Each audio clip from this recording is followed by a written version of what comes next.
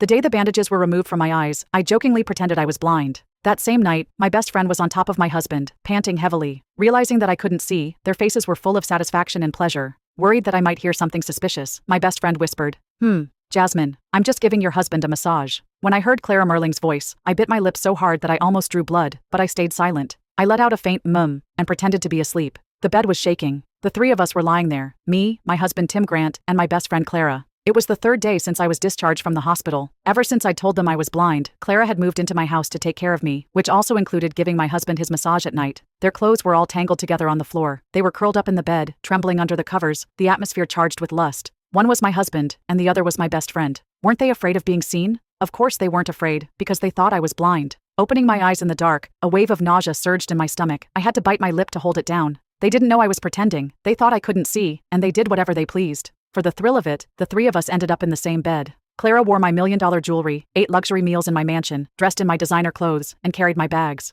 Even my son, who'd always been so stubborn with me, changed his tune. He happily jumped into her arms. In a daze, I heard my son Gordon call out for Mom, but it wasn't me he was calling. It was Clara. As I recalled all of this, a gasp suddenly came from the bed. The two of them had finished. No more, I'm exhausted. Clara shuddered, immediately crawling out from under the covers. She sweetly said, "The massage is done." With my back to them, I kept my eyes closed under the soft nightlight, silently watching their figures as they dressed. "I'll go back to bed. See you tomorrow, Jasmine," Clara said. She wore a seductive nightgown, blushing as she waved at Tim. I pretended to be asleep, waiting an hour before Tim quietly got out of bed. Once he'd left the room, I grabbed my phone and saw the message my lawyer had sent. "The divorce papers are ready." As I thought about the scenes that had unfolded these past few days while I was blind, my eyes turned cold. I scanned the room and sent another message. "By the way, don't forget the prenuptial agreement. I want Tim to leave with nothing. And that son of mine, who wanted Clara to be his new mom, well, I would let him have his wish." I couldn't wait to see Clara's hopes all shatter into nothing. The first day I got home, Clara and Tim decided to give me a little surprise. They said they were going to take good care of me, but now, one of them was wearing my dress with the other's hand under it,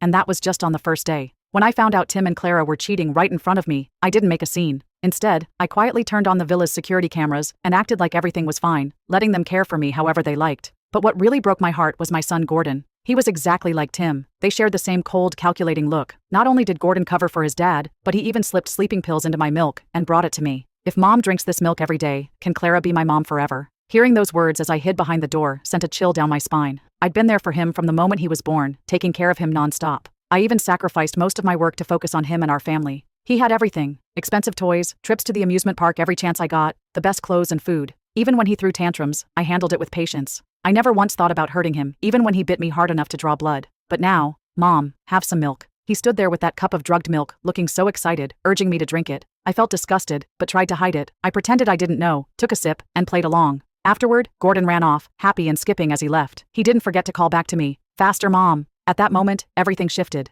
This kid, my own son, had always been cold toward me. Even after I lost my sight, he was poisoning me and even hid blades in my towels. Whenever I lectured him, Tim always said, "He's just a kid, he doesn't know any better." But is that really true? Gordon's gaze was filled with disgust. It was clear that wasn't just childish ignorance. Some kids were just bad, no matter what. I didn't want him anymore. I spit out the milk and watched him leap into Tim and Clara's arms on the security footage. The three of them being so happy made my blood run cold. Their smiles were a knife to my heart. But what cut even deeper was the stuff they said. "She's just a blind woman. Who cares when she dies? If it weren't for her money, I wouldn't have married her. From now on, we're a family. This is our home now. Even Gordon calls you Mom." The smug look on their faces stung more than I could even explain. I sent the video to my lawyer. When Clara mentioned she wanted the house, I couldn't help but laugh bitterly. She was so caught up in Tim's promises, imagining a life of luxury, completely unaware that Tim was just a house husband. This house belonged to my family. I almost wanted to see her face when she found out the truth. "Jasmine, dinner's ready." As Clara helped me to the dining table, I saw Tim and Gordon eating steak and lobster, chewing loudly with grease dripping from their mouths. In front of me were a few plates of vegetables, and Clara and Tim had a bottle of expensive red wine opened in front of them.